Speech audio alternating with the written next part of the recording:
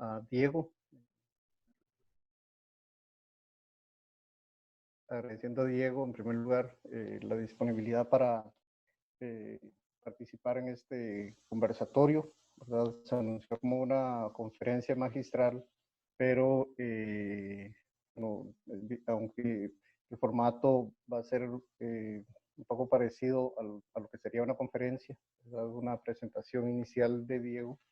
La idea sobre todo es conversar, ¿verdad? Tener un espacio de conversación a partir de las propuestas que nos presente Diego y bueno, y aprovechar este espacio, agradeciendo también a todos y a todas ustedes por participar, por unirse a este encuentro. Es el primero, como comentábamos anteriormente, el primero en este formato virtual que estamos ensayando en el observatorio y que posiblemente sea la tónica con la que vamos a trabajar en los, por lo menos este año. Vamos a ver en los después.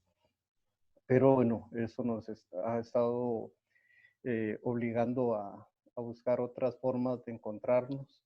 Y siempre es un gusto contar con la participación de ustedes, estudiantes, personas cercanas a la escuela, al observatorio y otras personas que nos acompañan, ¿verdad? Entonces, muchas gracias y que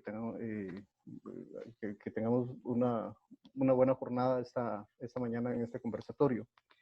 Eh, para iniciar, ¿verdad? Bueno, el profesor Diego en realidad no necesita mucha presentación. Creo que todos conocemos la trayectoria de Diego, ¿verdad? Es un profesor e investigador en la Escuela Ecuménica. Es doctor en Sociedad y Cultura por la UCR, ¿verdad? Donde realizó un trabajo muy interesante y muy valorado sobre relaciones entre historia y teología.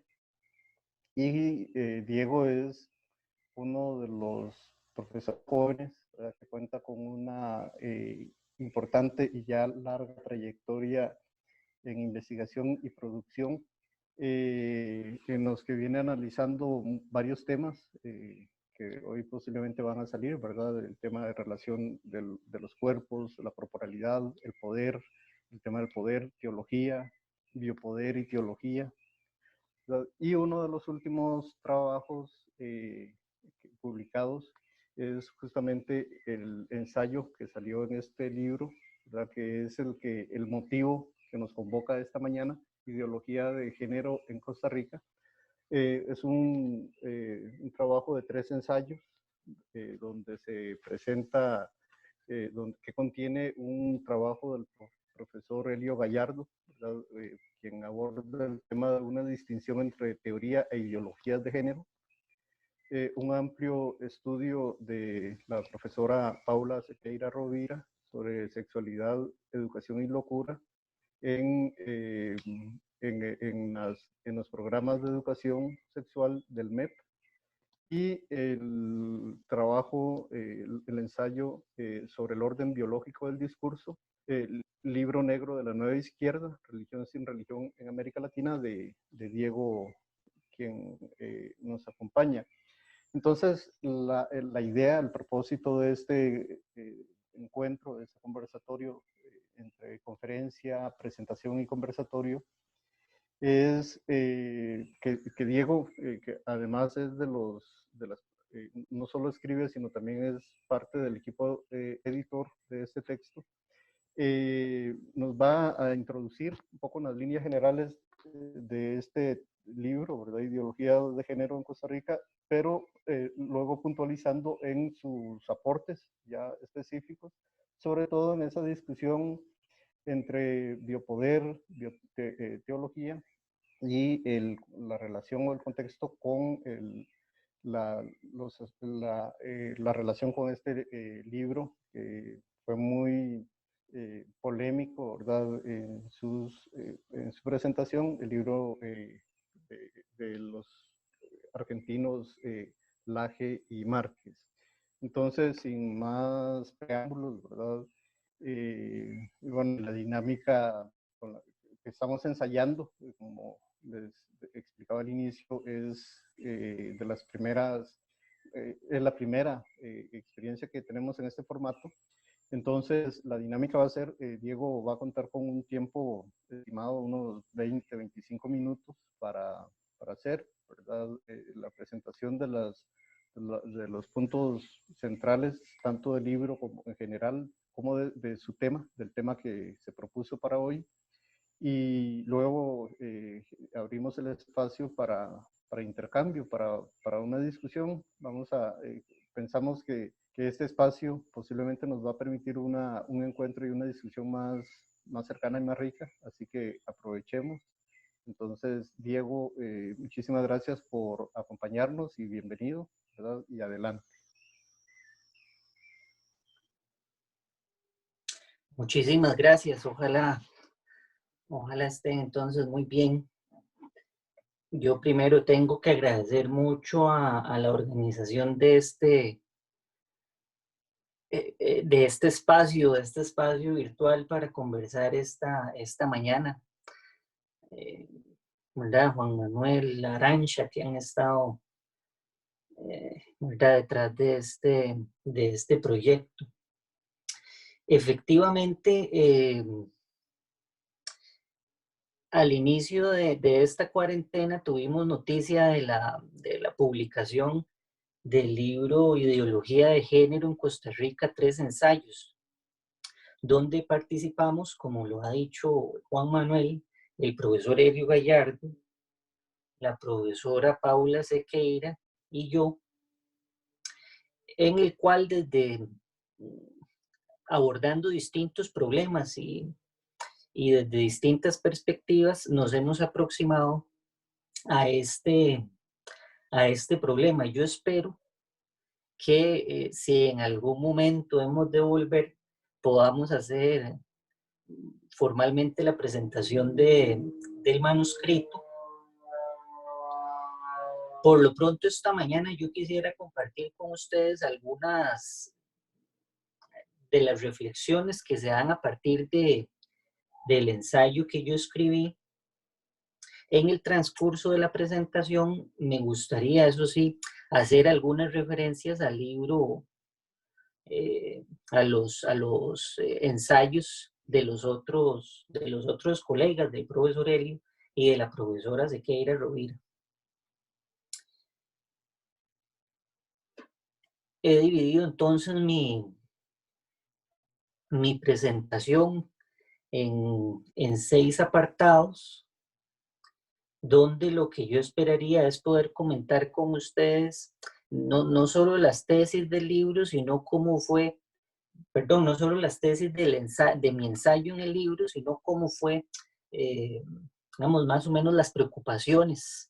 Está el texto escrito, pero siempre hay unas preocupaciones, hay unas observaciones previas, y una vez que el escrito ha sido publicado, siempre quedan elementos sobre los cuales uno no solo queda pensando, sino que advierte que son campos de investigación necesarios. Entonces quisiera referirme a esos distintos elementos a lo largo de esta presentación. Efectivamente, el manuscrito se desarrolló a partir de la presentación de un libro en la Universidad Nacional, que fue todo un periplo. Se trata del texto Libro Negro de la Nueva Izquierda, Ideología de Género o Subversión Cultural. Ese libro fue publicado originalmente en 2014 y en 2017, particularmente el 5 de septiembre de 2017, se iba a presentar este texto en la sala de rectores de la biblioteca Joaquín García Monge, allá en el campus Omar Dengo en Heredia. Sin embargo, previo a la presentación aparecen una serie de acuerdos de distintas unidades académicas, por ejemplo, la Escuela Ecuménica, el Instituto de Estudios de la Mujer, Rectoría, Federación de Estudiantes, donde indicaban, o más bien donde ellos comunicaban una opinión adversa a la presentación del libro en la biblioteca de la Universidad Nacional. Finalmente, la rectoría lo que adujo fue que no tenía la capacidad de garantizar la seguridad de las personas que asistieran a ese evento porque había, ¿verdad?, ánimos encontrados, y entonces la biblioteca decidió cancelar la actividad. ¿Qué siguió de eso? De eso siguió un recurso de amparo interpuesto acá ante la Sala Cuarta por los entonces candidatos a la presidencia, ¿verdad? Fabricio Alvarado y Mario Redondo, hoy alcalde de Cartago, donde ellos lo que indicaban es que la universidad violó la libertad de expresión. ¿Verdad? Una acusación muy grave por tratarse de una universidad pública. La Sala Cuarta lo acogió para su estudio y falló en contra de la Universidad Nacional, es decir, identificó que la UNA efectivamente, había violado la libertad de expresión, y ordenó lo siguiente al rector: de inmediato coordinar lo necesario para que pongan a disposición una sala de conferencias a fin de que pueda presentar el libro objeto de este recurso. Fin de cita. La actividad efectivamente aconteció el 5 de febrero de 2019, no en una sala pequeña como iba a ser originalmente, sino en el auditorio más grande del que disponía en aquel entonces la Universidad Nacional. En las afueras, un grupo de manifestantes, de representantes de la FEUNA y de la comunidad LGTBIQ montó toda una celebración, y el evento pues pasó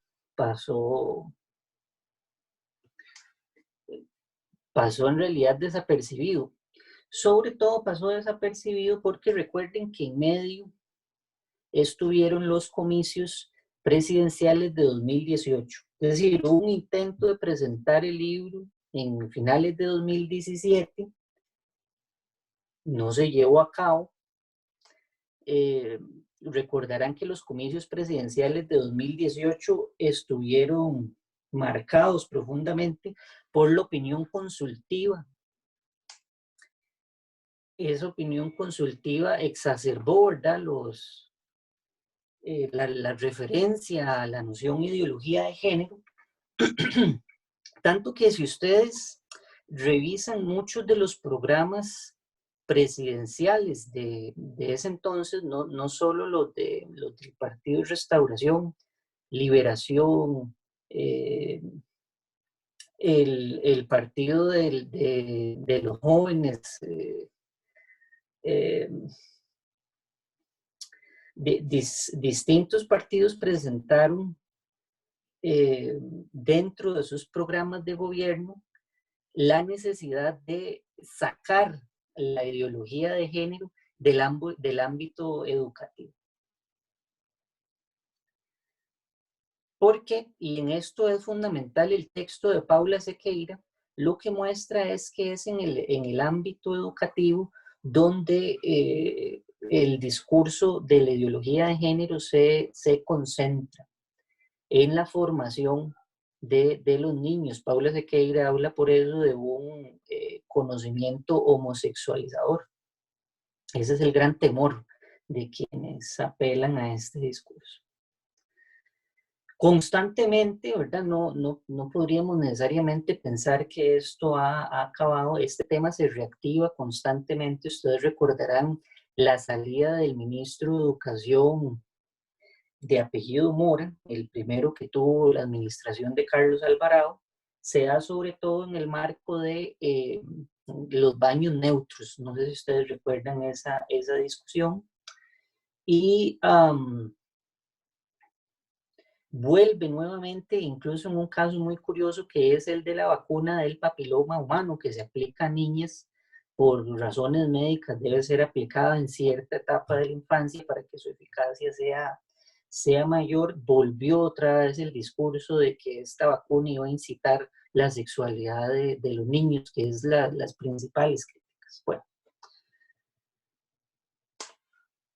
y no ha dejado de estar presente. En menos de una semana tendremos una modificación importante del Código de Familia, la cual ha sido adversada desde este frente. Entonces, no estamos ante un fenómeno que aconteció y actualmente se ha disipado. Inicialmente, para escribir este libro, a mí me llamó poderosamente la atención la forma en la cual se trató la ideología de género.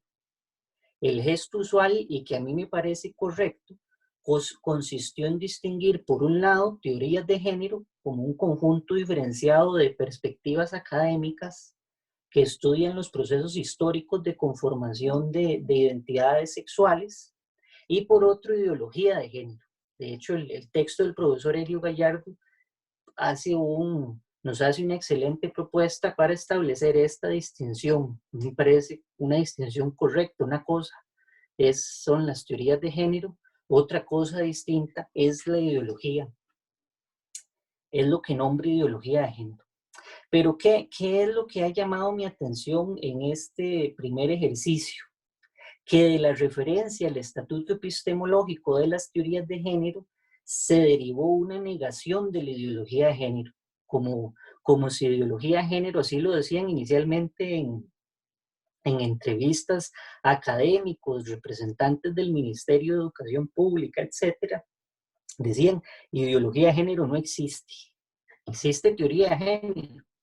Ideología de género, lo que decían, es un invento, es un elemento vacío, no dice nada, es básicamente ruido, utilizado para confundir a la población. A lo sumo se admitió que ideología de género era la estratagema utilizada para socavar la legitimidad de los estudios y las teorías de género. En el fondo de la ideología de género, según estos primeros intentos de explicar en qué consistía este fenómeno, no había sido sino un eterno retorno de lo mismo. La defensa que unos conservadores hacían de su tradición religiosa, en este caso cristiana, frente a transformaciones sociales en el ámbito de la educación, ¿verdad? Que es la educación sexual que se implementó en educación pública. La salud, todo el tema de la FIB, temas vinculados al aborto, temas vinculados, como dije antes, a la vacuna contra el papiloma, y el ámbito civil, la cuestión del matrimonio igualitario, las cédulas de identidad. Curiosamente, en un momento el Tribunal Supremo de Elecciones solicitó un taller sobre ideología de género, porque muchas personas interponían recursos ante el Tribunal Supremo de Elecciones en contra del cambio en las cédulas, alegando ideología de género. Entonces ellos se hacían la pregunta, bueno, pero cuando alguien dice ideología de género, ¿qué es lo que está diciendo? Dice eso, defensa de la tradición. Si fuera así, no recuerdo, podría recordarnos el caso que el historiador Iván Molina desarrolló en su libro La ciudad de los monos, donde se explica el conflicto entre un grupo de católicos heredianos que denunciaron la enseñanza de la teoría evolutiva en el Liceo de Costa Rica en 1907. Según lo que se discute en el libro, ¿verdad? Enseñar la teoría de la evolución no solo desafiaba los predicados básicos de la doctrina, sino que implicaba una forma de desviar, ¿verdad? O de pervertir la conciencia de las personas jóvenes. Eso es 1907. Los católicos, según el historiador, apelaban, por tanto, a una defensa de la tradición, un intento de subvertir los alcances de la importante transformación de la reforma educativa del siglo anterior, 1886, que secularizó el currículo de enseñanza. Pero cuando hablamos de ideología de género, entonces estamos frente a este mismo caso, era lo que a mí me inquietaba. Agota lo anterior el fenómeno social que podemos designar con el nombre ideología de género. El criterio de ingreso que asumí, partiendo del supuesto de que teoría e ideología de género nombran dos elementos diferentes, ¿verdad? Al modo de cuando distinguimos entre ciencia y ciencia ficción, que exista la ciencia, ¿verdad? Las ciencias han vuelto a ser reivindicadas en el contexto que nos encontramos de la pandemia, ¿verdad? Muchos han asumido el criterio, dejemos que hablen los científicos, es lo correcto, pero de la existencia y del estatuto epistemológico de las ciencias no se deriva la negación de la ciencia ficción. En torno a la ciencia ficción hay toda una industria cinematográfica, pero desde luego señalan ámbitos separados, aunque con interacciones interesantes entre sí. Es decir, si aplicamos esto, podríamos aceptar que efectivamente existen las teorías de género, y las hay, ustedes pueden aproximarse, y estoy seguro que han estudiado muchos autores y autoras vinculados a alguna de todas estas perspectivas académicas, y existe la ideología de género. Entonces a mí me interesó preguntar, ¿quién enuncia el sintagma ideología de género? ¿Quién lo dice en una ponencia? ¿Quién lo dice en un panfleto, en una manifestación, en un programa de gobierno? ¿Qué tipo de efectos procura introducir en el cuerpo social? ¿Se limita esa enunciación de ideología de género a un apelativo despectivo? Ciertamente no. Desde luego lo despectivo es parte del discurso de la ideología de género, pero no lo agota. Quien dice ideología de género es más o menos la propuesta que está en mi aproximación, desarrolla una estrategia política que busca incidir en el ámbito público de las instituciones, más aún, no solo en un asunto institucional, sino en el reparto de lo sensible. Es decir, busca incidir incluso en decisiones como quién puede hablar y cómo, bajo qué criterios se puede hablar en el ámbito público, cuándo es legítimo hablar, qué es legítimo erradicar del ámbito público y qué no es. Es decir, es una discusión mucho más profunda que solo introducir reformas en las instituciones públicas.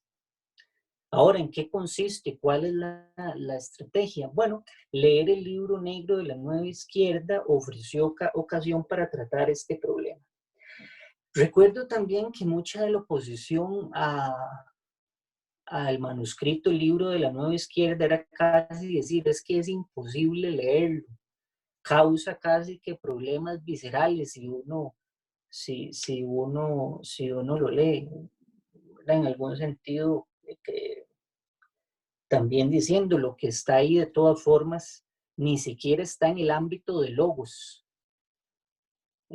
Sobre eso volveremos un poco más adelante. Propiamente con el libro debemos recordar que el libro de Márquez y Laje inicia señalando, ubicando un enemigo, y esto es muy importante. El enemigo es el socialismo del siglo XXI, ¿no? Uno diría, pero ¿por qué un libro que tiene que tratar sobre asuntos vinculados al género y a la identidad sexual, etcétera, inicia ubicando a los socialistas, al socialismo del siglo XXI, porque dice algo muy particular, dicen los autores. Los partidarios del género en realidad son herederos del marxismo cultural. Entonces, ideología de género como estrategia política se ubica en el ámbito del litigio, de la lucha antagonista. Ideología de género permite establecer un adversario político, ¿ok? qué tiene el nombre de los generólatras. El plural no es antojadizo, ya que designa una amplia, tiene un significado amplio y difuso que abarca grupos, representantes, instituciones, ¿verdad? Hemos hablado aquí de instituciones de salud, la caja. Hace poco se hablaba de por qué el ICE tenía que poner los colores de la diversidad en su fachada, por qué lo hacía el INS. Desde luego que ha implicado a las universidades públicas. También instituciones privadas. Es muy usual que se diga que detrás de los que hablan en torno al género, lo que se ocultan son grandes farmacéuticas, que son las que harían una profunda ganancia. En fin, generólatras, que es la forma en la que el libro negro de la nueva izquierda designa ¿verdad?, los que se dedican a producir teoría y a luchar por los derechos de las poblaciones LGTBI, viene a designar un enemigo global con momentos particulares. Es un enemigo que sobre todo busca socavar aquello que se tiene por fundamento de lo social, la familia heteronormativa y en última instancia la vida, que aquí aparece, ¿verdad?, como un objeto bioteológico. Si yo espero que me dé tiempo de llegar ahí, podría comentar un poco más qué designa cada bioteología. ¿Cómo trabaja este enemigo? Y esto es lo otro importante. No solo ideología de género no solo señala un adversario, sino que establece una estrategia que por un lado implica analizar cómo se mueve ese adversario en el ámbito público y por el otro lado señala cuáles son los contrapesos necesarios para contrarrestarlo. En primer lugar, los autores dicen, ideología de género tiene un logro de cátedra. Ideología de género es un ataque que nace en las aulas universitarias. Entonces ellos van a decir, el socialismo del siglo XXI no nació tomando las armas, sino tomando las universidades, tomando las imprentas, tomando los periódicos. ¿Qué le hacían? ¿Qué era el efecto que introduce este logro de cátedra? Ellos dicen una distorsión de la realidad, de la verdad biológica del ser humano. Que ellos quieren decir tendríamos como resultado la imagen de una persona suspendida en la nada, alienada respecto de toda realidad exterior, el sexo como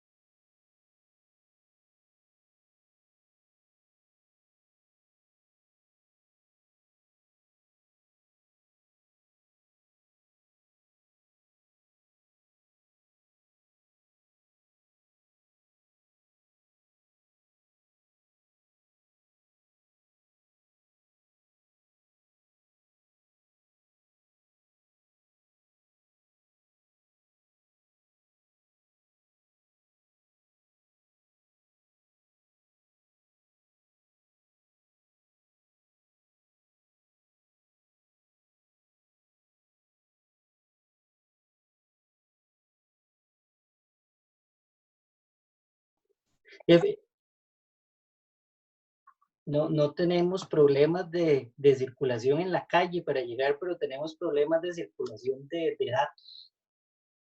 Pido disculpas por ese corto.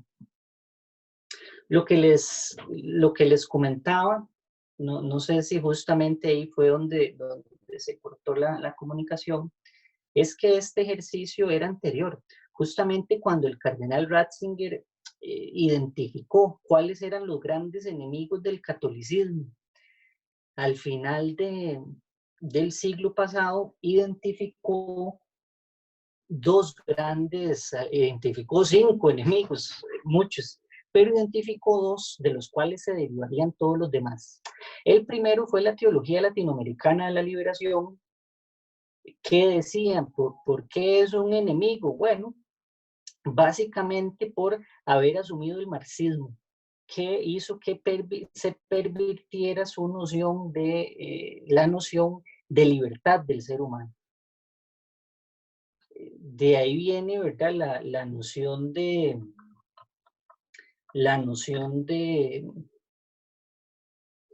marxismo cultural al final de la administración Reagan, un documento que por cierto está en la Escuela Ecuménica Santa Fe II, es uno de los primeros documentos que señala la influencia no solo del marxismo cultural, que es una categoría anterior, sino que el marxismo cultural era propagado en América Latina mediante la teología de la liberación. Sería interesante luego ocuparse de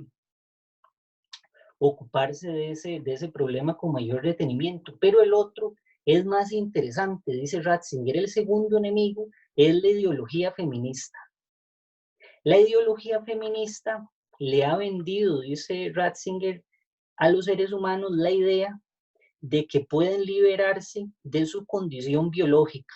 Y Ratzinger lo dice curiosamente, la entrevista no fue en inglés, pero él lo dice en inglés. Llaman a esto gender. Es decir, yo no estaría atado, o mi identidad no estaría atada a mi constitución biológica, sino que podría elegir lo que yo quiera hacer. De manera más soez lo dice el libro negro de la nueva izquierda, que nunca escatima en apelativos despectivos. ¿Verdad? Si yo quisiera levantarme y ser un cocodrilo, podría hacerlo, como si esa fuera la idea que nos vende la ideología de género. ¿Dónde está acá ¿dónde está acá el gran salto? Es justamente este. Este tipo de discurso equipara la noción biología con la noción naturaleza. No son nociones que sean equiparables. La noción biología, producto de nuestras ciencias modernas, no supone que la constitución de los entes biológicos remita a un elemento externo a la historia, sino que explica que todo el devenir de los procesos de los seres biológicos se debe a causas intrínsecamente históricas. El marco de la naturaleza, por el contrario, identifica que hay un elemento previo a la historia que determina las formas que tiene cada elemento histórico. Es decir, hay un a priori histórico, hay un Dios que determina ya de previo la forma que debe tener cada ser, el lugar que debe ocupar y cómo se debe dirigir. Y además de la naturaleza, se deriva algo como el tabú. Es decir, si yo no respeto lo que me define a mí naturalmente, es decir, si no respeto esa ley eterna que está definida por la divinidad, entonces merezco algún tipo de castigo. Este marco de la naturaleza aquí muy escuetamente desarrollado ha sido equiparado por este tipo de discurso con la noción biología. De hecho, nociones como biología, cuerpo, anatomía, en este texto, por metonimia, usualmente son vinculados con la noción naturaleza. A mí me parece que una de las tareas pendientes en las cuales podríamos contribuir mucho desde nuestro campo de estudio sería precisamente mostrar las separaciones y los vínculos entre estos dos cuerpos que aparecen aquí sobrepuestos. Sin embargo, esta superposición ha permitido algo, y ya imagino que con esto voy debería ir cerrando, porque ya me he pasado el tiempo que Juan Manuel amablemente me había dado. Ideología de género aporta una gramática, ¿verdad? Hablábamos antes de un tipo de estrategia política que era del orden del litigio. Ideología de género permite dividir el campo social entre unos adversarios y señala las estrategias que tiene el enemigo, pero ideología de género aporta también una gramática que permite una estrategia discursiva para participar en las formas modernas de comunicación. Es decir, inscribirse dentro de las normas de verificación, legitimación que rigen la actividad comunicacional moderna. Desde hace mucho tiempo, ustedes no sé si recordarán, a inicios de este siglo, las primeras discusiones de inicios del siglo XXI en torno a las guías de educación sexual. La Iglesia Católica lo que decía en aquel entonces son pura biología, reducen la sexualidad humana a un biologicismo, no consideran al ser humano como un ser integral. 10 años después, menos de 10 años después, las autoridades de la Iglesia Católica decían todo lo contrario. Las nuevas guías del Ministerio de Educación Pública han olvidado por completo la biología y ahora son pura ideología. Es decir, la ideología de género ha provisto una gramática, una sintaxis a grupos y movimientos replegados, usualmente que son replegados sobre valores tenidos por premodernos, y que los replegaban básicamente a no poder hablar dentro del ámbito público. Les ha ofrecido una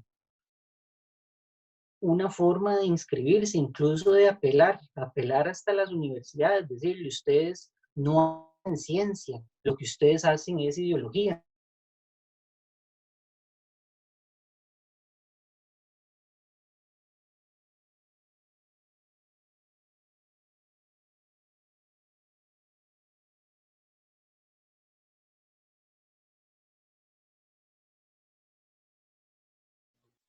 Parece que nuevamente tenemos problema con la conexión de Diego. Vamos a esperar. Mañana. Sí, solo quisiera finalizar, entonces, refiriéndome, Juan Manuel, ya para esta entrecortada sesión,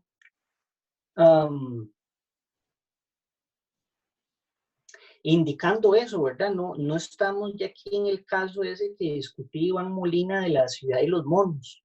No estamos ante grupos que dicen abajo la ciencia, arriba debe estar la fe, etcétera.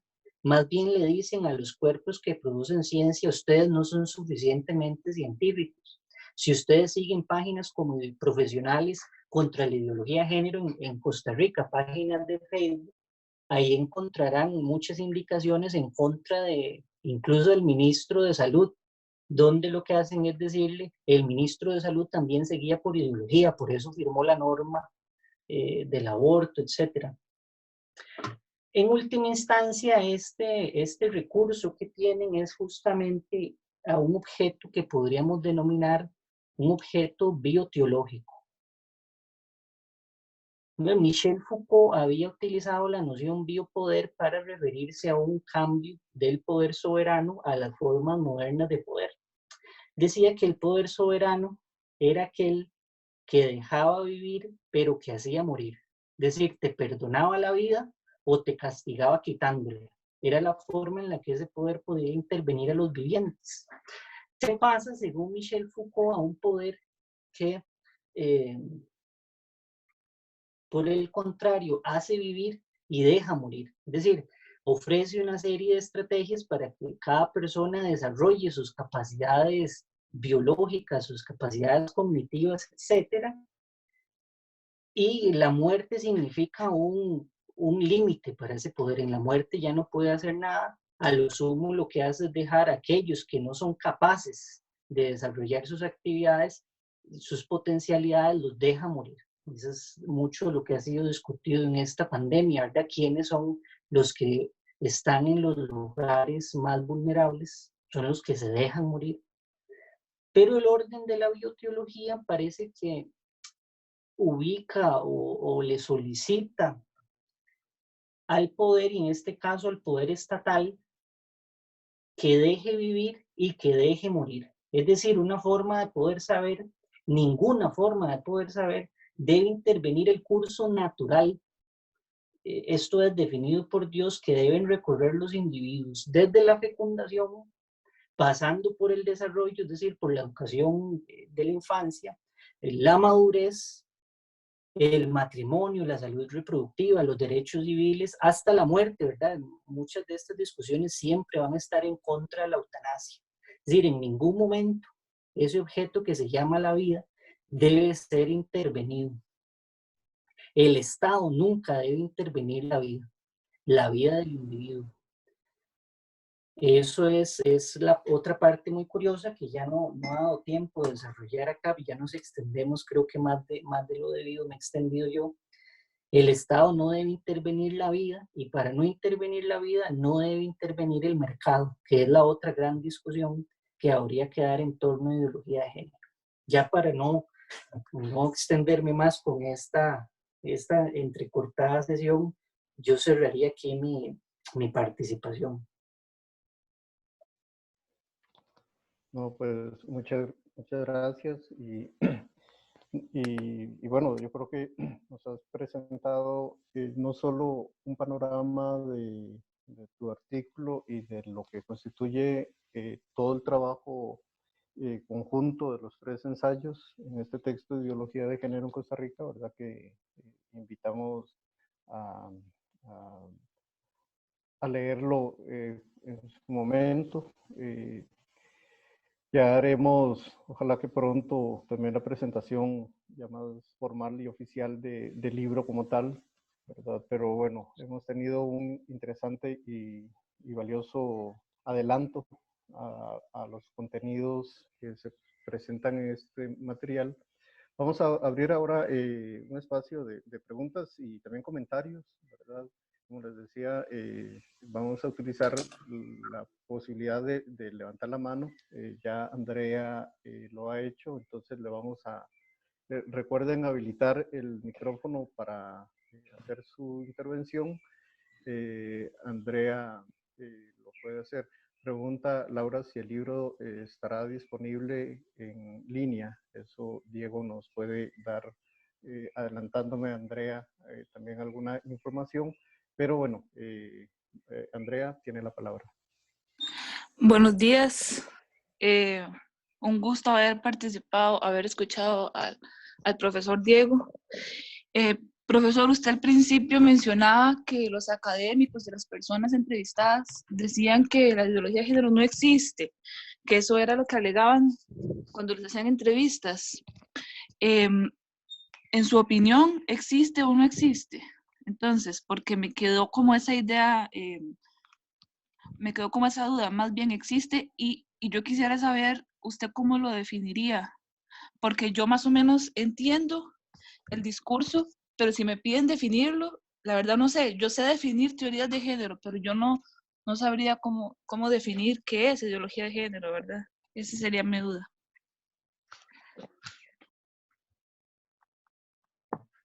Sí, Andrea, me es un gusto saludarla.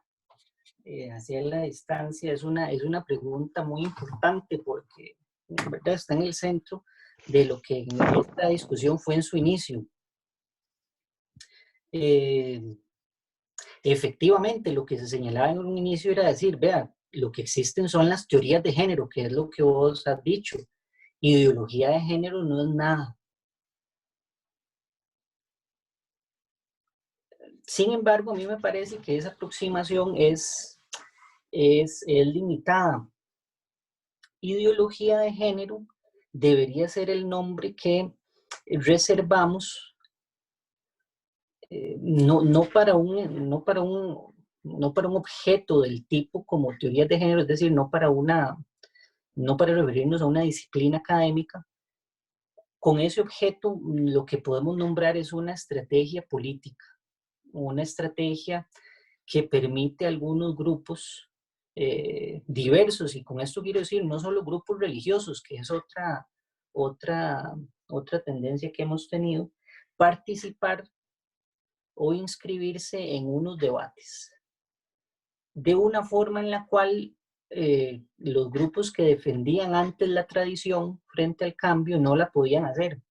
Y es que ideología de género como estrategia política les ha aportado una gramática que entonces cuando participan en el ámbito público parece que no lo hacen desde sus tradiciones religiosas. Yo recuerdo a quien era en ese entonces el vocero de la Iglesia Católica, Mauricio Víquez, cuando hablaba en contra del matrimonio igualitario.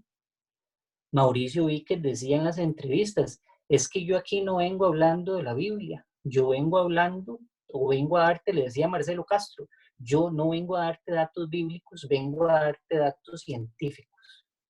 Es decir, era remite a una estrategia política que tiene distintos niveles y que ha permitido modificar la forma en la cual acontece el debate público, acontece la defensa de valores tradicionales. Desde luego no señala un objeto en específico, por eso hablar de estrategia política podría ser algo difuso, pero nombra una forma en la cual distintas fuerzas pueden, ¿verdad?, confrontar sus posiciones y pueden incluso aliarse entre sí. Ustedes recordarán que en las manifestaciones de ideología de género, por eso no podría decir que ideología de género, por ejemplo, es solo un discurso, digámoslo así, con este lenguaje más popular que busca basurear las teorías de género. Recuerden que ideología de género también dice de un grupo de cuerpos que se encuentran en la asamblea pública, que salen a manifestarse a la calle. Ustedes ahí recordarán, ¿verdad?, políticos, recordarán también médicos, incluso también profesores universitarios, es decir, sectores muy diversos, también religiosos, que salen a luchar por lo que ellos entienden es la defensa de lo tradicional, en última instancia la defensa de la familia. Ideología de género debería o podría mostrar o podría nombrar esa nueva estrategia de participación. Desde luego está abierto es una definición muy abierta que deja ámbito para discutir, porque ideología de género no es la única consigna con la que estos diferentes grupos participan de esta discusión.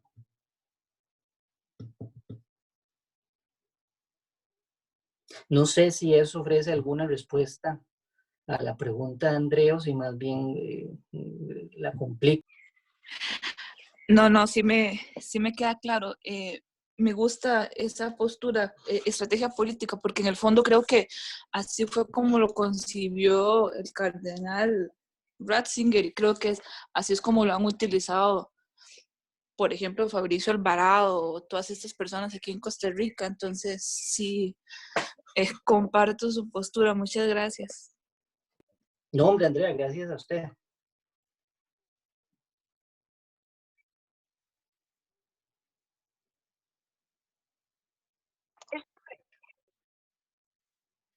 Johnny. Buenas, profe, espero que esté muy bien.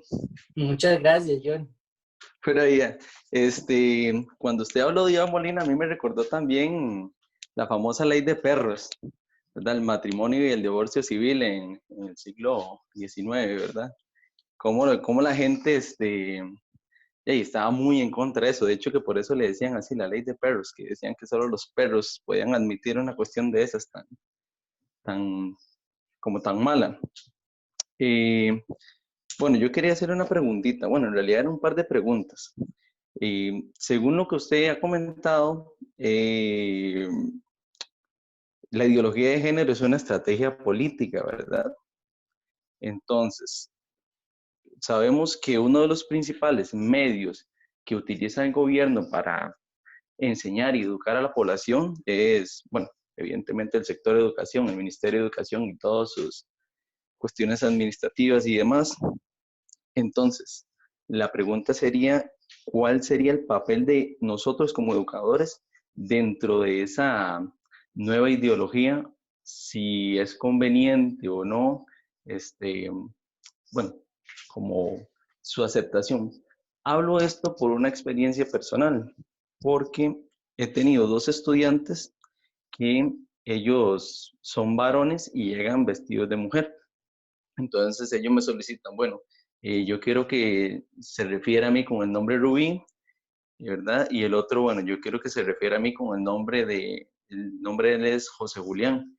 Entonces que me refiera con el nombre de Julie. Entonces, aunque yo sé que son cuestiones muy teóricas, nosotros como educadores en algún momento nos vamos a tener que ver inmersos en una cuestión más práctica, ¿verdad? Entonces, ¿cómo nosotros como educadores podemos asumir ese rol?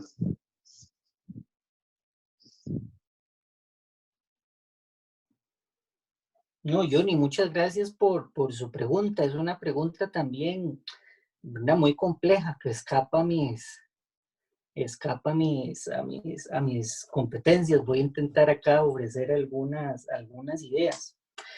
Lo primero que vos decías con respecto a esa ley, ¿verdad? Costa Rica efectivamente fue de los primeros países en América Latina en tener la figura del matrimonio civil y del divorcio. A finales del siglo XIX. Es muy curioso que en este momento, por ejemplo, la estrategia del obispo Til para enfrentar a los liberales era, curiosamente, también enfrentarlos con recurso a la misma gramática. Es decir, en las cartas de Til constantemente vemos nosotros referencias a enciclopedias médicas, a, ¿verdad?, teorías científicas, también a teorías económicas modernas. Til quiso poner derivado de una transformación, ¿verdad?, desarrollada por el Papa León XIII, quiso poner a la Iglesia Católica a la altura de la modernidad. O sea que no estamos viviendo algo con ideología de género, no vivimos una estrategia que no tenga antecedentes en Costa Rica. Y esa sería otra discusión. Y hago esta observación a Johnny, por ser Johnny, ¿verdad?, del área de historia, que siempre tiene muy, muy a la mano los datos de la historia costarricense. Desde luego, cuando hablamos de teoría de género, nunca se refiere exclusivamente a cuestiones muy abstractas de ideas. De hecho, se refiere quizá a lo más material y a lo más concreto, de lo cual podemos tener experiencia, que es el cuerpo. El libro Ideología de Género de estos autores se enfrenta, por ejemplo, a una autora como Judith Butler. Y dice, es que Judith Butler lo único que quiere es que uno, ¿verdad?, amanezca con ganas de ser mujer, entonces es mujer, amanece, ¿verdad?, otro día con ganas de ser chita, entonces se viste de chita, etcétera, más o menos así. Es como leen a Judith Butler, cuando una autora como Judith Butler más bien lo que indica es que este tipo de procesos, es decir, no existe algo como un mercado en el cual un sujeto simplemente elige cuál identidad quiere vivir hoy. Ella lo que quiere decir es los procesos históricos que incluso, como por ejemplo, pensémoslo, como un varón heterosexual expresa su masculinidad en este contexto, es muy distinto a cómo un varón, eso lo hemos visto en nuestros cursos, a cómo un varón en el siglo I debía expresar algo, si es que existía, por supuesto que no, como su masculinidad. Y en sociedades contemporáneas no existirían los mismos parámetros para determinar, ¿verdad? Son procesos históricos distintos que remiten a ese traslape entre condiciones o naturaleza biológica, psicológica, social, etc. Es decir, no lo podemos cambiar antojadizamente, es lo que dice Judith Butler. Pero tampoco podemos pensar que solo un elemento de estos tres es el que determina nuestra identidad sexual, que es justamente lo que quisiera el que dice ideología de género. El que dice ideología de género lo que nos indica es señalar que naturaleza y biología son una y la misma cosa. Entonces, lo que pienso es que nuestro papel de docentes, lo que nosotros podemos aportar, o una de las cosas que podríamos aportar, son precisamente este tipo de criterios que ayuden a clarificar la discusión. Es en última instancia lo que debería ser también el papel de las universidades públicas. Ante esto deberíamos ofrecer criterios que en estas discusiones permitan tener claridad sobre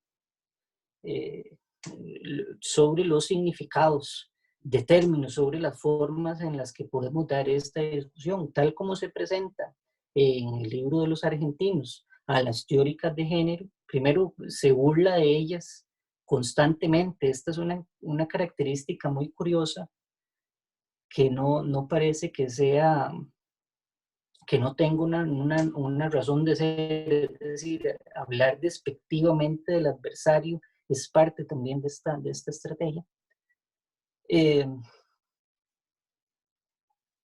Pero lo que puede correspondernos o lo que podríamos aportar, por ejemplo, nosotros como estudiosos de lo teológico, sería ayudar a clarificar estas discusiones. En un momento, cuando vos hablas de naturaleza, cuando hablas de biología, no estamos hablando exactamente de lo mismo. Imagino que para el Ministerio de Educación Pública queda un largo trayecto hasta que todas estas discusiones puedan ir adaptándose a todos estos elementos particulares que vos has señalado. No sé si eso en algún sentido contribuye a lo que has consultado. Ah, no, genial, genial, porque de hecho que esta charla me ayuda a entender mucho el comportamiento de, bueno, de esos estudiantes que yo tuve. Tratar de entender un poco y las razones y el porqué de la situación de ellos. Muchas gracias, profe. Melissa. Bueno, muchas gracias, Diego, por la explanación suya. Estaba con el libro ahí esperándome para leer y ahora con ese resumen me dio más curiosidad todavía de saber más detalles, ¿verdad?, del libro. Me pareció muy oportuno y en una época que todavía el discurso de género está muy presente. Yo quisiera referirme al papel de los grupos fundamentalistas dentro de las iglesias, tanto de la Iglesia Católica como evangélicas y pentecostales, en promover espacios de estudio entre comillas, es reflexión para alimentar los principios y argumentos de los peligros de la supuesta ideología de género para el orden natural proveniente del mandato divino. Entonces, yo durante todo ese debate de los últimos 2 años, veía y sabía de grupos de padres y madres de familia de mis hijas, que eran estudiantes, que me invitaban a grupos de reflexión en las iglesias, teniendo el libro de los argentinos bajo aquí, ¿verdad?, colocados aquí como su Biblia y debatiendo. Y de esto salió eslogans como con mis hijos no te metas y todo esto. Entonces, Diego, aunque usted tuvo mucha precaución y no comentó nada sobre las iglesias, ¿verdad? Pero las iglesias, no iglesias, grupos pentecostales, grupos fundamentalistas dentro de las iglesias, tuvieron un papel muy, muy fuerte, muy protagónico en alimentar esos debates fundamentalistas en torno a la ideología de género. No sé si pudiera hablar algo sobre esto o otro compañero que quiere participar. Sí, una observación, Elise, me parece a mí muy atinada. Efectivamente, en el 2019, Agustín Laje y Nicolás Márquez hicieron acá ¿cómo podríamos llamarlo? Como un rally, como una banda de conciertos, ¿verdad? Que anda por todo el país. Y sobre todo visitaba, pero no solo iglesias neopentecostales, también visitaba iglesias católicas. Se presentaron en la Universidad de Costa Rica y se presentaron en un salón de baile aquí en Heredia, el típico latino. Es decir,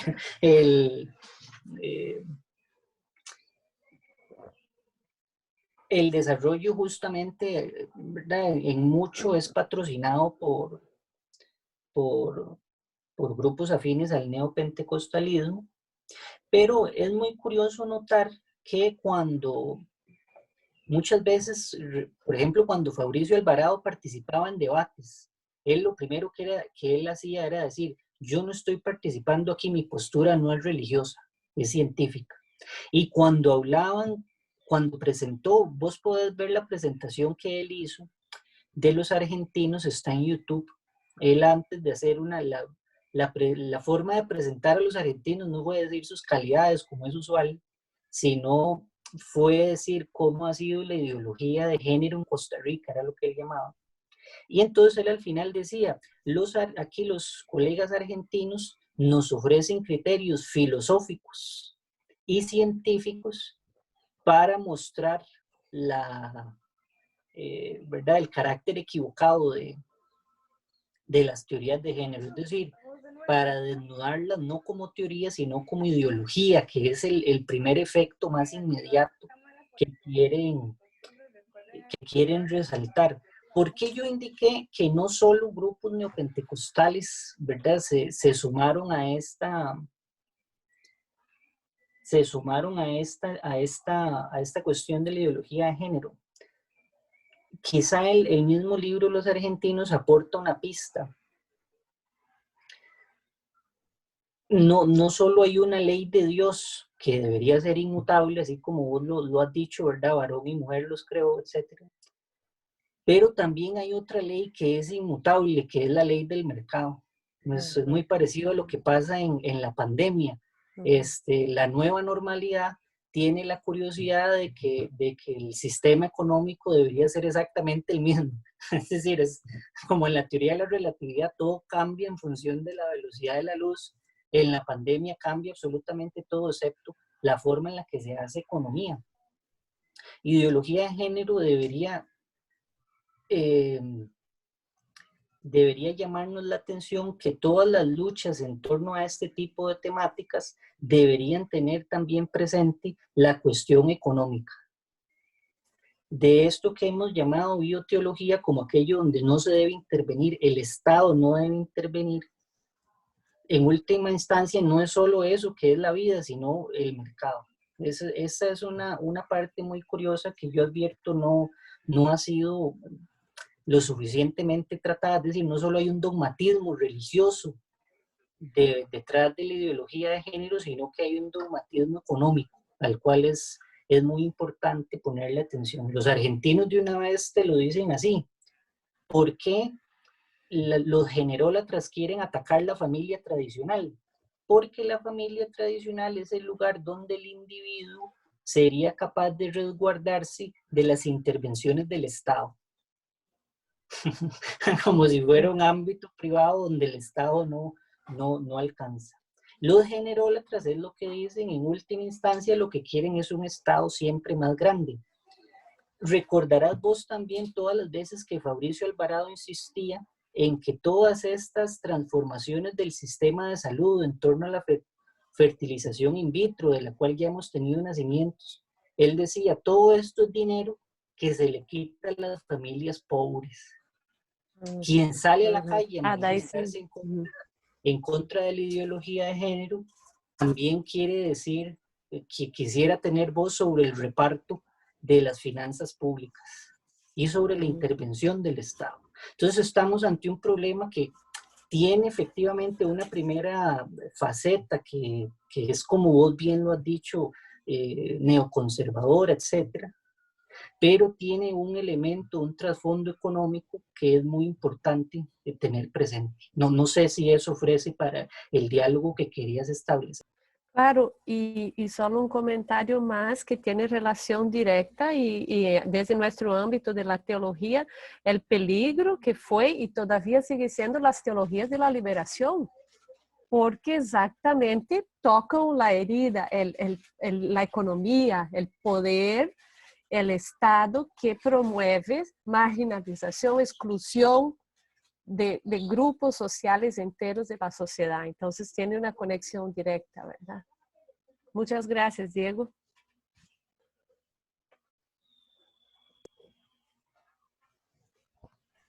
Te a vos las gracias, Nelly.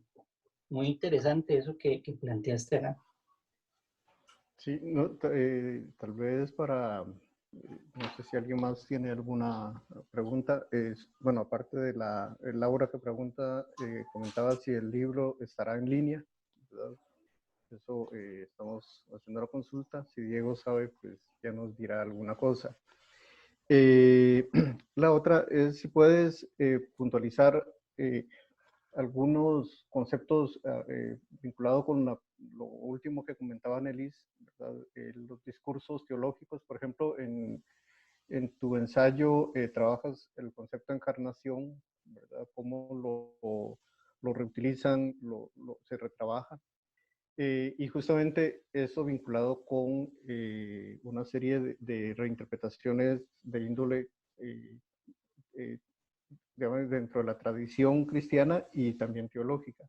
No sé si puedes puntualizar justamente cuáles son esas categorías teológicas a las cuales ellos recurren, ¿verdad? O enfatizan en esta disputa y en esos cambios y en esos giros que dan, porque lo que planteas es bastante claro, ¿verdad? De repente ellos ya no están hablando en términos religiosos, de repente ellos no hacen ni religión, ni proselitismo, ni tampoco ideología, sino es ciencia y filosofía, ¿verdad? Y más bien todos los demás que eran los que planteaban anteriormente la ciencia, ahora más bien no son científicos. Todo lo que proviene de estas áreas no es filosófico. O sea, dan un giro, pero en ese giro, ¿cómo mantienen o cómo utilizan, por ejemplo, dentro de este gran concepto de la bioteología, cómo mantienen algunas categorías o cómo reinterpretan algunas categorías, por ejemplo, como encarnación o no sé, salvación? Entonces, si te puedes referir un poco a eso. Yo una pregunta de la mayor complejidad. Para referirme a lo primero, si yo mal no recuerdo de este texto, efectivamente se había pedido su versión EPUB.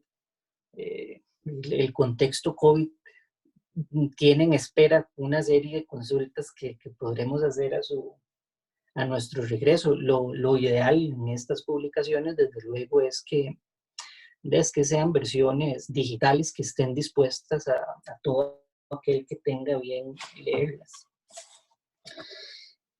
Tal como bien indicado, a mí me parece que la forma en la cual reingresa en esta discusión trasfondos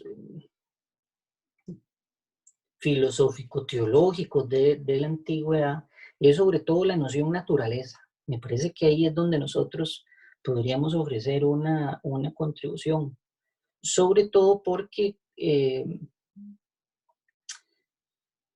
¿verdad? Hablan mucho de diseño natural, siempre hablan el diseño natural, ¿verdad? Macho, hembra, etcétera, la familia natural. Y cuando participan en los debates de opinión pública, lo que hacen es indicar, es que esto que que se llama naturaleza, en última instancia es lo mismo que se deriva de las ciencias biológicas. Como si las ciencias biológicas lo que hubieran descubierto es la verdad divina detrás del diseño natural. ¿No? Con las ciencias biológicas lo que siempre nos indican es lo que tenemos son una serie de accidentes, los accidentes provocan transformaciones y abren espacio para generar formas nuevas de adaptación. Entonces las ciencias biológicas hablan sobre todo de cambios constantes sin un diseño previo, sin un diseño preestablecido al cual apegarnos. Cuando por el contrario la naturaleza diría todo, parece que dice todo lo contrario, existe un diseño anterior y ese diseño anterior rige sobre todos los elementos que participan de la historia. A mí me parece que es justo ahí el vínculo que ha permitido que facilita esta estrategia y por el cual lo teológico vuelve a reinscribirse en la forma de un tabú en la opinión pública moderna por medio de la ideología de género. Me parece un reto al cual deberíamos ponerle mucha atención, contribuir a separar estos dos ámbitos de estas dos, podríamos llamarlo así, estas dos epistemes, la del naturalismo y la de la biología. La cuestión de la encarnación, que sería una discusión mucho más amplia, se deriva que en el libro de la Nueva Izquierda las teorías de género son solo uno de los enemigos.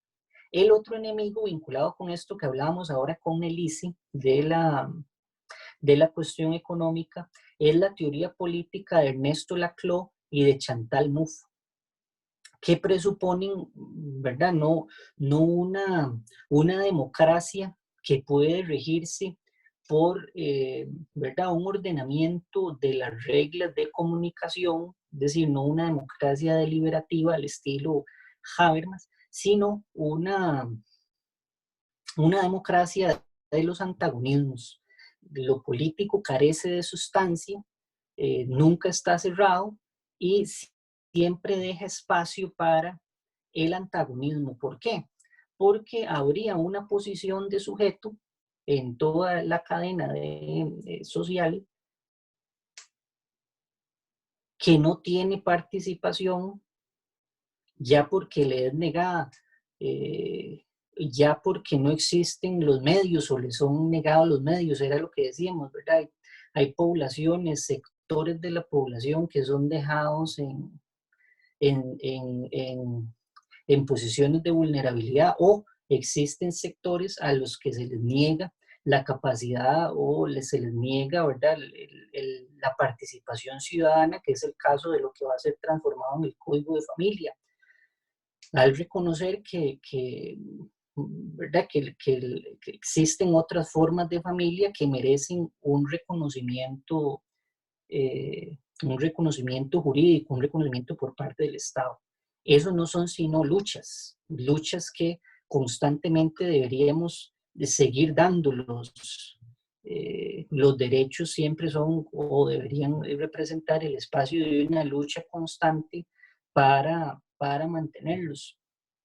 Lo mismo puede aplicarse a las instituciones. Desde luego a las instituciones, en este caso a las instituciones públicas, debemos hacerle transformaciones, pero también debemos ver en ellas conquistas importantes. ¿No? Por suerte que esta pandemia ha puesto atención sobre cómo la institución científica es una conquista importante, que hay que hacerle transformaciones y que hay que permitir que llegue al total de la población, sin duda, pero no podemos renunciar o no debería ser la vía renunciar a ellas, a nuestra institución, por ejemplo, jurídica, que impedía algo como la moción que se estaba, ¿verdad?, que se discutía esta semana para ver si se retrasaba la entrada en vigencia del matrimonio, de la transformación del Código de Familia o no. Son conquistas importantes. Entonces, lo que habla la noción de carne no es exactamente para referirse al trasfondo teológico de la ideología de género, sino un problema político social más amplio. La carne no es lo mismo, no designa lo mismo que el cuerpo, en este caso el cuerpo social, muestra también aquellas partes del cuerpo social que no han podido ser incorporadas. Entonces, cuando nosotros oímos ideología de género, deberíamos también ser capaces de leer que ideología de género, ¿verdad? Quien sale a la calle a pedir ideología de género, quizá es una forma de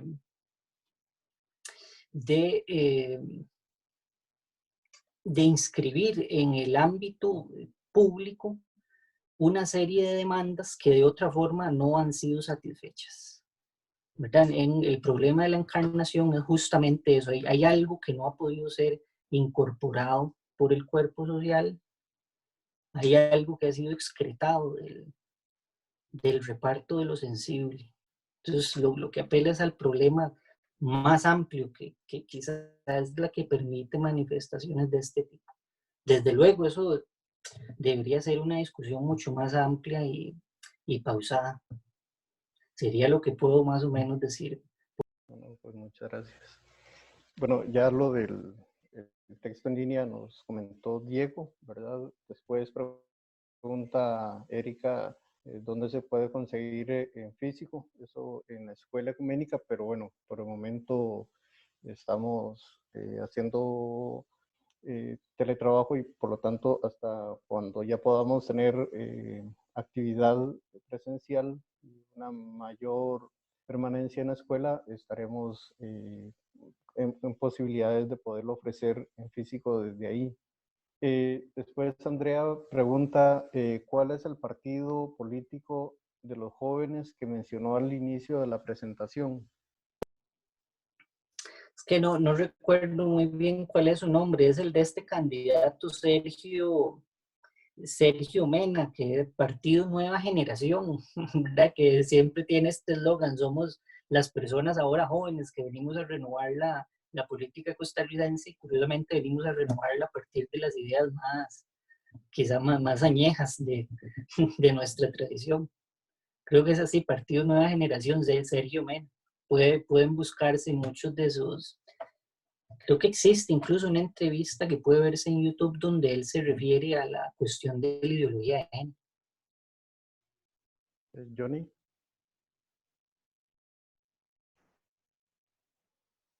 Sí, bueno, tenía una última consultita rápida para el profe Diego.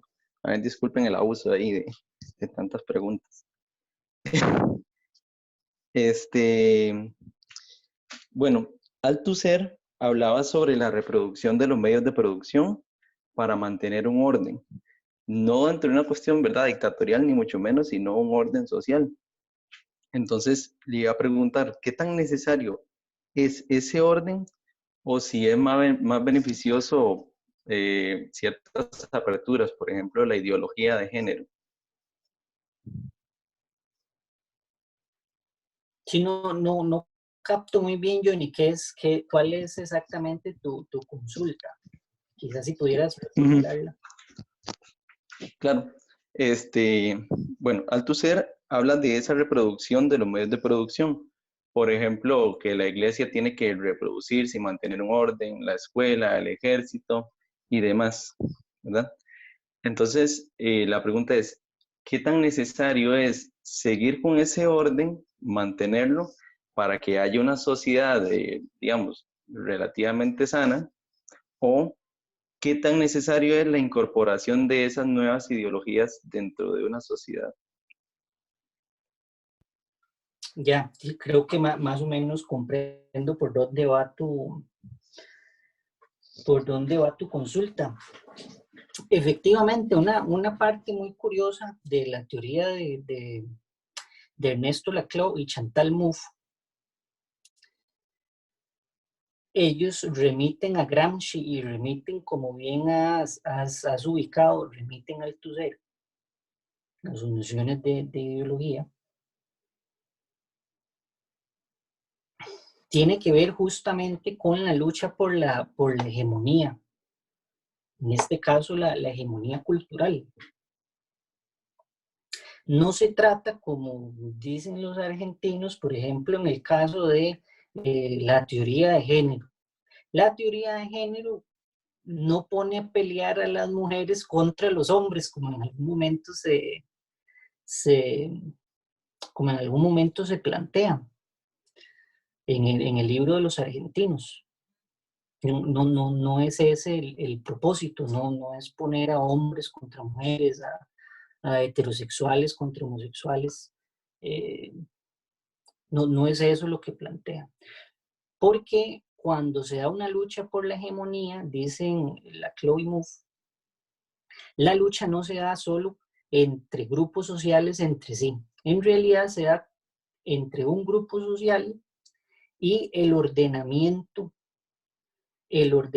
sociosimbólico. Es decir, la lucha de la ideología de género, por ejemplo, incluye por qué cosas como las que son muy discutidas, ¿verdad? ¿Por qué un hombre heterosexual no puede ser capaz de expresar sentimientos afectivos sin ser tildado, ¿verdad? De que es menos hombre? Es decir, lo que está en juego no es una lucha de un sector contra otros, sino es una lucha de el ordenamiento que nos indica cómo expresarnos como individuos y dónde ubicarnos en el espectro social. O el otro ejemplo que usan ellos, ¿verdad? El ejemplo marxista básico, el proletariado, no, la lucha proletaria no es entre los pobres contra los ricos. La lucha es por el sistema que distribuye y organiza la producción de la riqueza. Eso es lo que debería ser transformado. En esta otra discusión, lo que debería ser transformado es exactamente las expresiones afectivas e identitarias que la sociedad admite y en algún sentido protege jurídicamente. Entonces la discusión es por qué expresiones no heterosexuales deberían quedar por fuera de nuestro sistema de salud, de nuestro sistema educativo, de nuestro sistema jurídico. Lo que se discute en ese caso es por qué transformar ese sistema sería un problema para expresiones, en realidad no es un problema para expresiones afectivas o identitarias heterosexuales, es más bien una ganancia para todos. Veámoslo en el caso del sistema de salud. El que tengamos un sistema de salud universal que en este momento ayude a proteger no solo a quienes son capaces de pagar un seguro privado, sino a la mayor parte de la población, así no contribuya, es una ganancia para todos. Países que no tienen un sistema universal como el nuestro, la han visto, ¿verdad? Han visto una situación muy problemática precisamente por eso, porque en el contexto de una pandemia se ocupa que la mayor parte, ojalá toda la población esté cubierta por un sistema de salud robusta. Lo mismo buscan estas otras expresiones. Ampliar los derechos no significa que los derechos de unos disminuyen y los de otros aumentan. Más bien significa que todos tendríamos capacidad de crecer como seres humanos. Quizá eso es lo que no ha sido, no hemos podido enfocar en esta discusión. No es una guerra entre nosotros, es una guerra en torno al reparto de lo sensible. Por eso es que ese libro discute, y a mí me parece que no de la mejor manera, esa interesante propuesta de la Chloe Mouffe, que ofrece unas salidas, también tiene unas limitaciones, pero que son interesantes considerar para aproximarnos a disputas en el campo político que no pueden ser resueltas en la vía de, ¿verdad?, de una comunicación dispuesta normativamente. No sé si eso ofrece alguna elemento exacto. para conversar. No, genial. Sí, me parece muy bien, porque de hecho que la ideología de género separó a la población en Costa Rica. Es decir, básicamente los que apoyaban la homosexualidad y los que no, ¿verdad? Se disparó mucho eso. Pero sí, muchas gracias, profe. No, hombre, a vos, Gracias, Johnny, con gusto. Johnny, también por su participación. ¿Alguien más? ¿Alguna intervención, pregunta, comentario? Sí, yo quisiera hacerle una pregunta al profesor Diego, si se puede. Claro, si nos dice su nombre porque no vemos quién es, pero Ah, sí, adelante, perdón, mi nombre es Yelva Herrera. adelante, Yelva. Profesor, usted dijo que si le quedaba un tiempito podía hablar un poco acerca de los logos. Me gustaría saber acerca de eso. ¿Acerca de qué, Yelva? Perdón. De los logos. Logos, creo que usted mencionó. Logos o oikos, algo así. Del cuerpo. Sí, en algún momento da el inicio, efectivamente.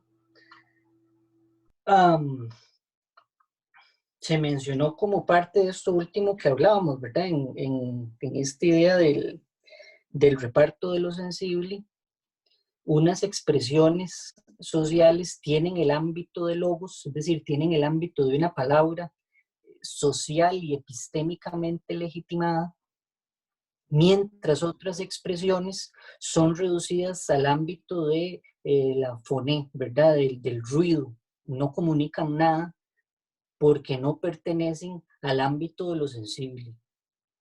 Es justamente lo que está en el fondo de esta discusión, ¿verdad? Nuestro sistema jurídico admite relaciones heterosexuales como la base de la familia. Lo que va a transformarse es otras expresiones que no tenían ese estatuto, no tenían garantizado ese estatuto jurídico, social, etcétera, lo van a obtener ahora. Es decir, es justamente un reacomodo del reparto de lo sensible, expresiones que estaban destinadas a ni siquiera al ámbito de lo privado, casi que al ámbito de una existencia no humana, así en algún sentido tan radicales como se ha dicho. El reparto de las garantías jurídicas los va a cubrir a esas otras expresiones. Fue ahí donde se habló de esa relación logos-funé que remite a un autor francés, Jacques Rancière, que se ha dedicado profundamente a pensar la política como un espacio de litigio, es decir, un espacio donde hay grupos antagónicos enfrentados. A mí me parece que cuando estamos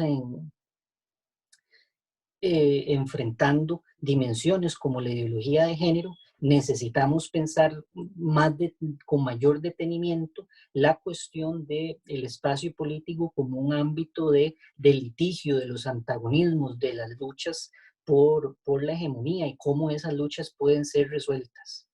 No, poco se logra en estas luchas solo diciendo cuáles son las normas comunicativas que deberíamos nosotros seguir, sobre todo porque parte de esa discusión en torno a la ideología de género, una parte decía, nosotros somos los que estamos del lado de la ciencia, ustedes no. Es decir, decían, nosotros somos en realidad los que respetamos las reglas de comunicación, ustedes no. Entonces necesitaríamos otro tipo de referentes de teoría política que nos permitan pensar este problema. Eso sería también otra discusión multidisciplinaria que sería muy oportuno dar. Ideología de género, por lo tanto, no es un problema estrictamente del ámbito religioso, aunque muestra en qué manera lo religioso puede incidir públicamente y cómo debería ser estudiado. No sé si eso remite a lo que vos preguntaste ya. Sí, señor, muchísimas gracias. No, hombre, gracias a usted. Bueno, como apunta esta última intervención de Diego, creo que hay una serie de temas que siempre quedan ahí en el tintero para continuar discutiendo y sobre todo profundizando. Sin duda, ya solo el planteamiento del trabajo de Diego ya es bastante rico, ¿verdad? En temas y propuestas para discusión. En el conjunto general del libro, pues tenemos otros elementos, ¿verdad? El tema de educación, las discusiones sobre teorías e ideologías, en el ensayo del profesor Helio. Como mencionaba, el acceso a los materiales, pues ya veremos cómo, una vez que volvamos a la nueva normalidad, como se está planteando, cómo poder ponerlo a disposición de todos y todas ustedes, tanto en su formato digital como también en el formato físico, que eso sin duda tenemos ya unos ejemplares en la escuela. Entonces, bueno, este es, como muchas veces sucede, casi que el inicio, ¿verdad? De casi que sacar una serie de temas sobre los cuales tendríamos que volver. Y bueno, ojalá que podamos contar con Diego y en algún momento incluso con Paula y con Helio y con todas las personas, ¿verdad? Que vienen trabajando estas temáticas. En la escuela tenemos la maestría en estudios socioreligiosos, géneros y diversidades, que sin duda esta temática y este texto, ¿verdad? Es un insumo importante y que ojalá que permita unas discusiones y profundizaciones a futuro. Entonces, agradecer a Diego la disposición, agradecer a ustedes también esta participación en el conversatorio. Ha sido bastante rico, ¿verdad? Hemos grabado, a pesar de las dificultades que hubo con la conexión, hemos grabado. Ahora veremos cómo hacer para ponerlo a disposición de todos y todas también en línea. Entonces, agradecerle a Diego su tiempo, la preparación de este espacio de conversación y a todos y a todas ustedes. No sé si para cerrar alguien tiene algo que decir, si no estaríamos cerrando la sesión. Yo quisiera sobre todo agradecer la apertura del espacio que ha hecho acá los compañeros del observatorio y la participación, las interesantes preguntas que en torno a las cuales hemos podido conversar. Muchas gracias. Johnny. No, agradecer igual al profesor, bueno, a todos ustedes, por el espacio que nos brindan a nosotros también los estudiantes para poder enriquecernos un poquito más. De acuerdo. Solo para anunciarles, dentro de esta dinámica del nuevo formato en el cual estamos trabajando, el próximo jueves 4 de junio por la tarde, a eso de las 5:30 o 6, ya les estaremos precisando la hora, vamos a tener otro conversatorio. En ese otro conversatorio contará con la participación del profesor Diego Cascante, filósofo y director de la Cátedra de Religiones de la UCR, de la Escuela de Filosofía, y el profesor Daniel Guindas, profesor de la Escuela Ecuménica, quienes estarán hablando discutiendo, compartiendo sobre una temática vinculada con cuerpo, sexualidad en los cristianismos primitivos. Entonces, desde ya invitarles, ¿verdad?, que guarden el espacio. Ya les estaremos haciendo llegar la información, que se estará publicando igual por Facebook y en algunos casos también por WhatsApp, ¿verdad?, para que estén pendientes. De nuevo, gracias a Diego y a todos y a todas ustedes. Entonces vamos a dar por concluida esta sesión y muchas gracias.